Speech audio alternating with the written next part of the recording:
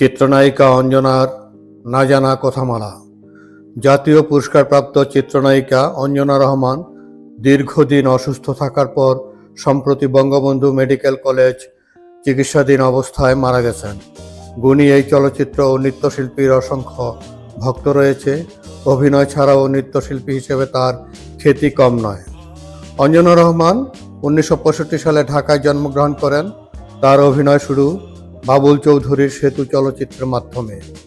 অঞ্জনা রহমানের উল্লেখযোগ্য ছায়াছবির মধ্যে রয়েছে দস্যু বনহুর, অশিক্ষিত, প্রিয় বান্ধবী, মাটির ময়না, আখেরি নিশান, দেশ বিদেশ, ডাকু দরবেশ, প্রতিরোধ, খুনি ও হিম্মতওয়ালা সহ আরও অনেক।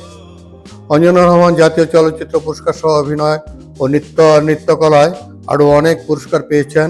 পরিচালক আজিজুর রহমান বুলিকে বিয়ে করে চিত্রনায়িকা অঞ্জনা ধর্মান্তরিত হন। তিনি চিত্রনায়ক মাহমুদ কলির ভাবি। চিত্রনায়িকা অঞ্জনা রহমানের এক ছেলে, এক কন্যা সন্তান রয়েছে।